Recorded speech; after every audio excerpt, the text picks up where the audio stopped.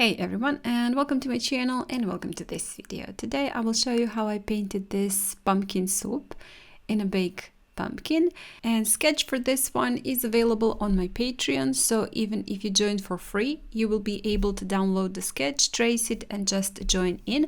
And real-time step-by-step tutorial is available also for my Patreon members, so if you would like to check out it, there is a link in the description box.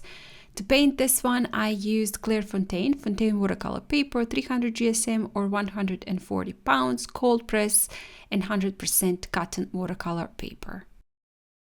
For the watercolors, I used St. Petersburg White Nights and colors yellow ochre, carmine, ultramarine, green, raw sienna, burnt umber, and sepia. For the brushes, I used this Dainayw number 1 mop brush, Panart number 8 mop brush, Raphael number 8 round brush, and Altenew number 3, this round detail brush. All the materials are listed in the description box, and I do have a link for my Amazon storefront. If you would like to check out some of the supplies, I have linked them there. So without the further ado, let's get to our painting. I will start with just spraying a little bit of the water just to wet my paper in some spots, and then with raw sienna, gonna paint in the pumpkin first layer, add a little bit more of the raw sienna, this time a bit more saturated, and then some burnt sienna in the corners, edges, but just minding to leave also some lighter spots for the highlights. Mixed in a little bit of the carmine and yellow ochre into the orange, and now adding those also over at the edges, bottom, and a little bit more of the burnt umber also at the bottom edges, and some orange mixed from carmine and yellow ochre at the top.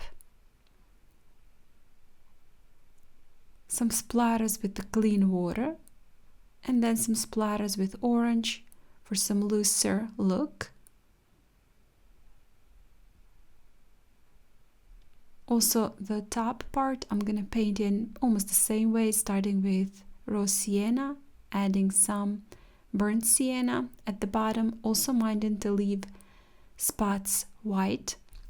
I do want to have a little bit more pigment in between the pumpkin slices, so I'm adding some pigment there, a little bit of the orange also at the bottom,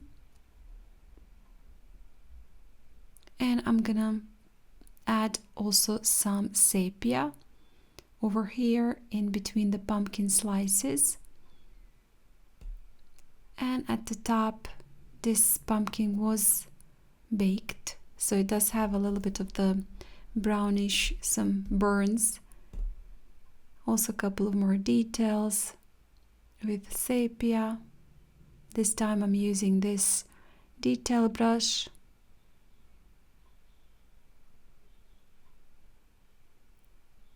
And a little bit more of the burnt umber. Some splatters with the burnt umber, and also the pot and the top, the stem, I will be painting with the burnt umber, adding some more of the orange, and then at the end some sepia with this detail brush, and just minding not to have too much water in my brush. More of the details and more of the sepia at the top, pressing a little bit harder and a little bit lighter for some diversity in my strokes. And then a little bit more of yellow ochre. I will have some cream on top of my soup, so I'm leaving some spots lighter, and then just dropping in also some burnt sienna in between. I decided to paint the bottom part, also the background, using mix of ultramarine and sepia. Created quite a dark gray and almost black color. Some splatters again with it, and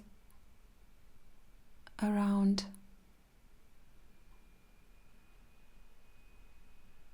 a little bit more of the splatters with orange.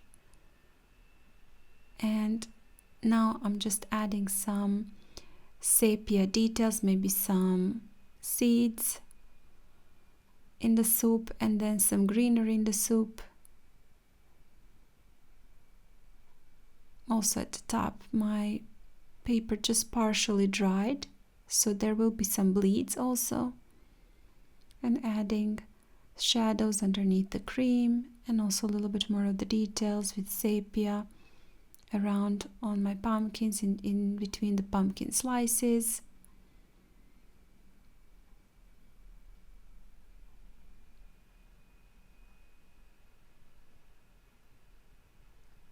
I'm gonna dry that, and now that it's dry, I'm just gonna finish off with a few more details, mixed in a little bit more of the orange from Carmine and yellow ochre, and I'm doing a light glaze on top, but not all the way. You can see I'm preserving that light.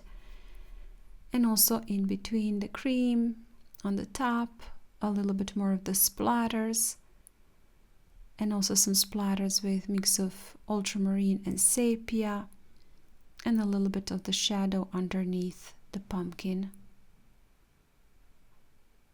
And with that, we are done. So quite simple as that, few steps, and this painting is done.